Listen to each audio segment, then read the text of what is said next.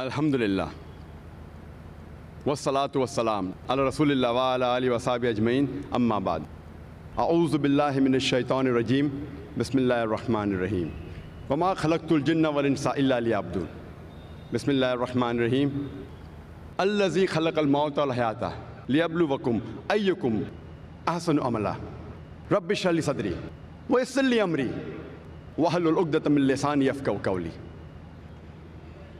The honorable scholars, speakers, the respected guests, my respected elders, my dear brothers and sisters, and the millions of viewers who are watching this program live on Peace TV. I welcome all of you with the Islamic greetings. Assalamu alaikum wa rahmatullahi wa barakatuh. May peace, mercy, and blessings of Allah subhanahu wa ta'ala, of Almighty God, be on all of you. The topic of this last lecture, of the last session, of the last day of the 10-day International Islamic Conference, Peace, the Solution for Humanity, is what is the purpose of our life?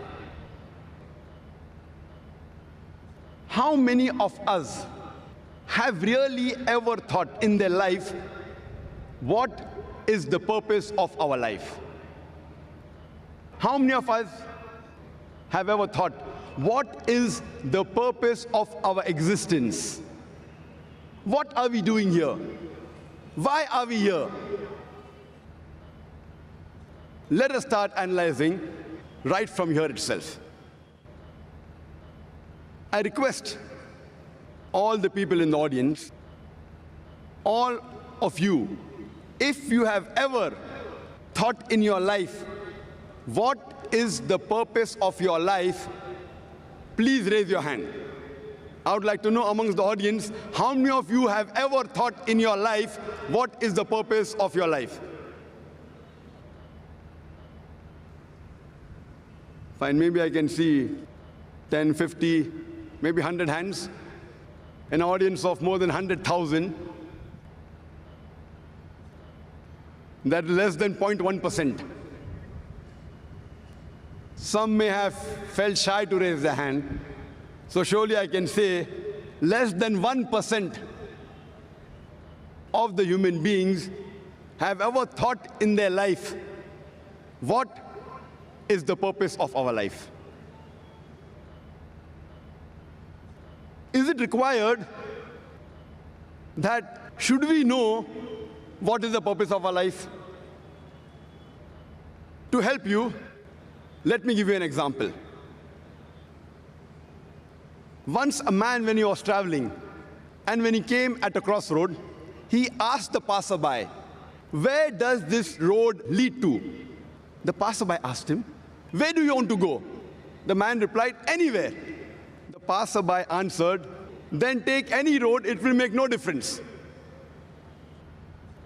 Imagine that traveler, he had no goal.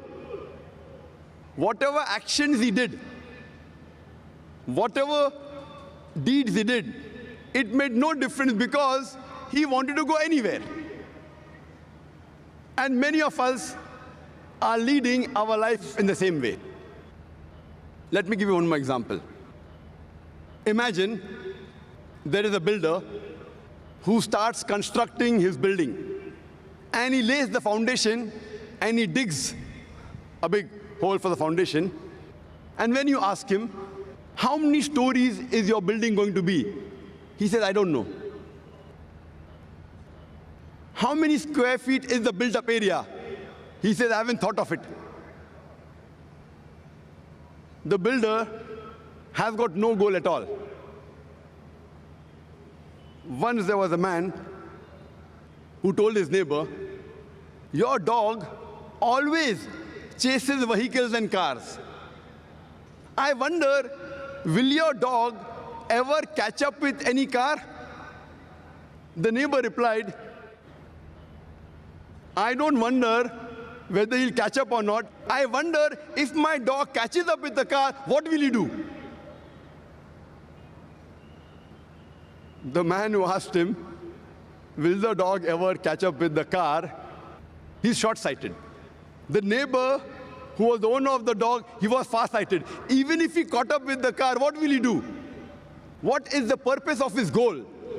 And unfortunately, many of us, we are leading our lives same fashion, just like the dogs.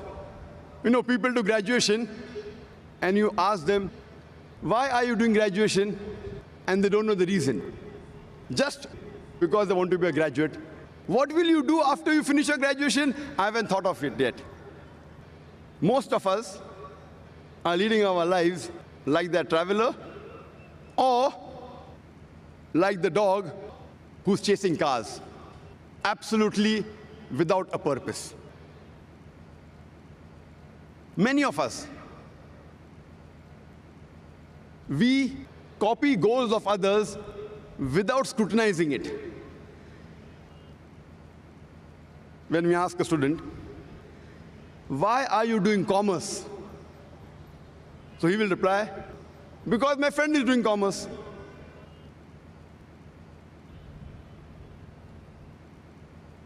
Many people, they emulate and they copy the actors, the models, without realizing what they're doing.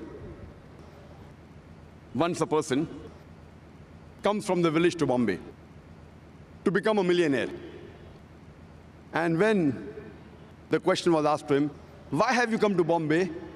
So he gives a reply that I have seen Amitabh Bachchan in the Hindi movie. He's a pauper, he comes to Bombay and he becomes a multi-millionaire overnight. That is the reason we find many people coming from outside Bombay and they're settling in Bombay to become a multi-millionaire overnight. And that's the reason you find that the slums in Bombay are increasing.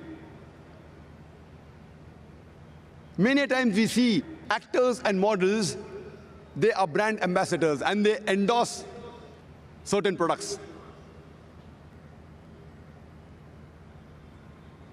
There was a person who purchased a new car, Hyundai i10.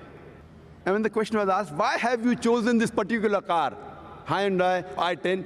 So he says, my favorite actor, Shah Rukh Khan, he owns Hyundai i10. I doubt whether Shah Rukh Khan ever sat in Hyundai i10 except in the advertisement. He may be owning a Mercedes or a BMW or somewhat similar. I doubt whether he owns the i10. You know, Shah Rukh Khan endorsed the watch Tag Heuer. He's a brand ambassador of the watch Tag Heuer. And we find many of his fans buying Tag Heuer. I wonder what has Tag Heuer got to do with the acting of Shah Rukh Khan? Has that watch, has that wristwatch ever helped him in acting? I doubt whether he wore Tag Heuer before he became a famous actor also. So these are the various ways the media promotes products. And unfortunately, we blindly follow goals of other people without realizing what we are doing. Imagine there's an industrialist who buys a textile factory. And when asked, why have you bought the textile factory? He tells us that I've come to know that there is good profit in textile business. Then you ask the next question. Do you have a feasibility report? He says, no. Have you hired someone to take care of your business? Have you hired a CEO, chief executive officer? He says, no. What is the percentage of profit you will make? He says, I don't know. Where will you buy the raw materials for? He says, I haven't thought of it. Where will you sell your textile? He says, I don't know. Do you think that businessman will make profit in the textile industry? Imagine there's a person who has a goal. He wants to become the best scientist of the world. What does he do? He does a survey of all the scientists from the first human being, Adam, peace be upon him, till today. And after doing a survey, he comes to know the best scientist of human history was Isaac Newton. And his survey was correct. After that, what does he do? To become like Isaac Newton, he starts growing long hair, curly hair like Isaac Newton. He wears shoes like Isaac Newton. He wears clothes like Isaac Newton. Do you think he will become a successful scientist? Such people have a goal, but the planning is wrong. They have a planning. They did a survey of the scientists, but the planning is wrong.